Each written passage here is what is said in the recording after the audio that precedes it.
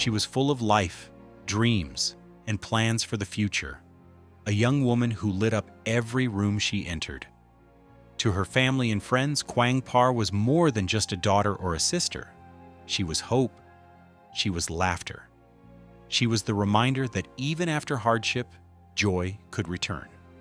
Born in Myanmar, she and her family fled conflict and eventually found safety in the United States. They settled in Colorado Springs, where she grew up in a close-knit community. Friends described her as cheerful, compassionate, and ambitious. She dreamed of pursuing an education, perhaps nursing, and wanted to give back to the community that had supported her family. Those who knew her remember her singing at church, helping neighbors, and carrying an infectious smile that made people feel at ease. One family friend recalled, "Quang was the kind of person who would stop what she was doing if someone else needed help. She always thought about others first. That's who she was." It was in Colorado Springs that she met Peter Van Bowie Leon, a U.S. Army soldier stationed at Fort Carson. At first, he appeared charismatic and disciplined, someone her family thought she could build a future with. Their connection was quick, and their romance moved fast. They married young, and the early photos show a couple who seemed in love, smiling at family gatherings, going on trips, standing side by side with hope in their eyes. But behind those images, cracks were beginning to form. Over time, Quang became more withdrawn.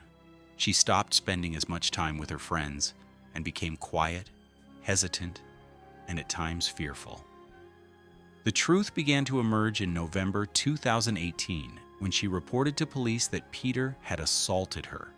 The charges were serious: second-degree assault and menacing. She told investigators he had threatened her life, even saying he would choke her. A protective order was issued, and for her safety, Quang left Colorado Springs and returned to Indianapolis to live with her family. A neighbor in Indianapolis remembered seeing her after she returned. She didn't look the same. She was still polite, still kind, but you could tell something was heavy on her mind. She was scared.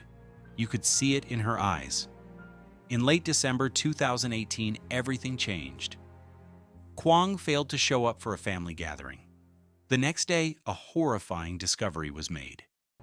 Her body was found stuffed inside a suitcase that had been dumped in a dumpster in Indianapolis. The search for a soldier is underway right now. He is accused of killing his wife in Indianapolis. Metro Police say he left his Army base in Colorado, committed the crime here in Indianapolis, and ditched his wife's body in a Southside dumpster before then he headed east and fled the country. She had been strangled to death. Detectives immediately suspected her husband. One Indianapolis detective said, "From the start, we knew this wasn't random. The level of concealment, the way the body was hidden, it pointed to someone close to her, and the history of abuse gave us a very clear suspect." The autopsy confirmed that the cause of death was strangulation, consistent with the injuries to her neck and with the prior threats she had reported. Detectives began piecing together Peter's movements. Records showed that he had traveled from Colorado Springs to Indianapolis shortly before her body was found. Neighbors reported seeing a suspicious man in the area, and her family revealed that she had expressed fear that Peter might come after her.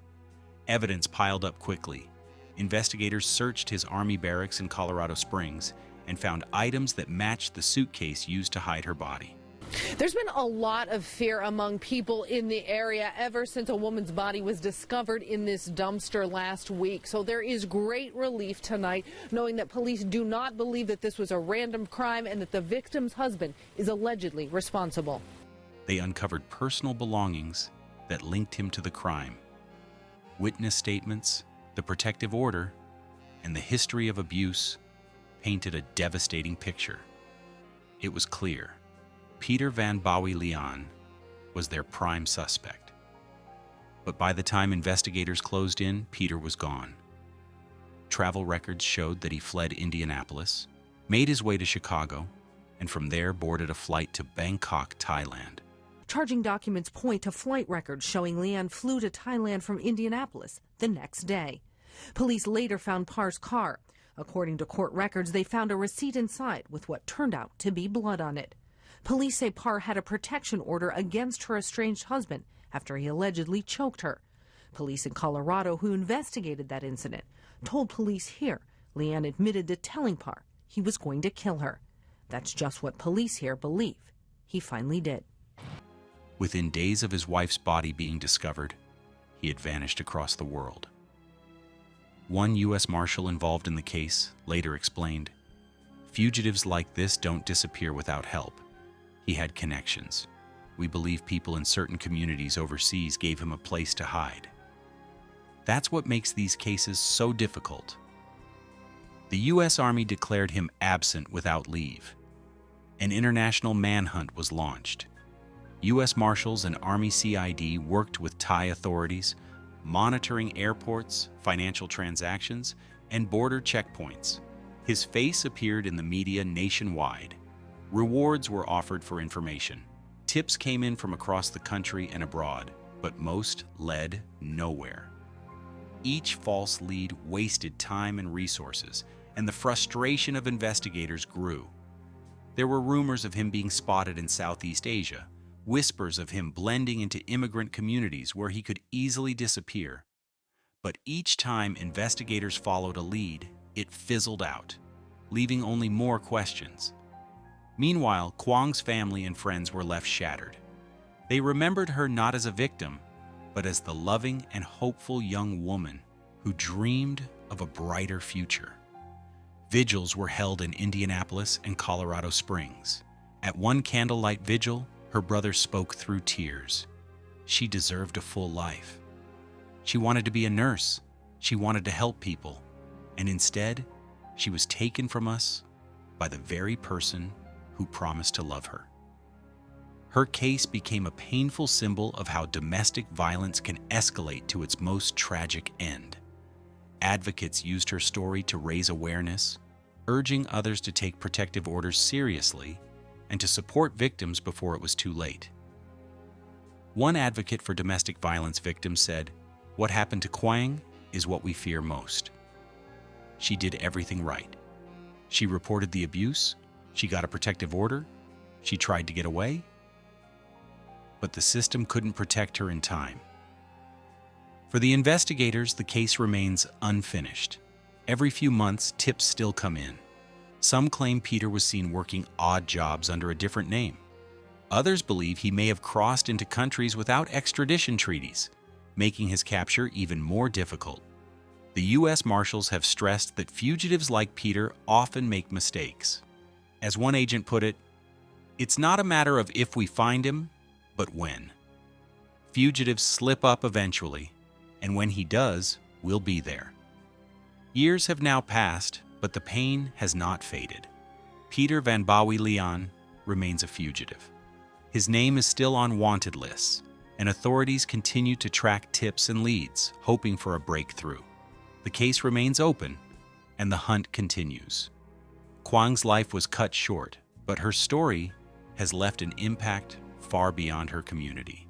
Her family works to honor her memory by speaking about the warning signs of abuse and the need for protection and support for those at risk. Her mother said softly, "She was our joy."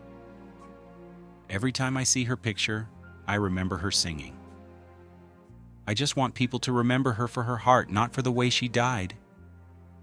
She is remembered for her kindness, her laughter, and her dreams, not just for the tragedy that ended her life.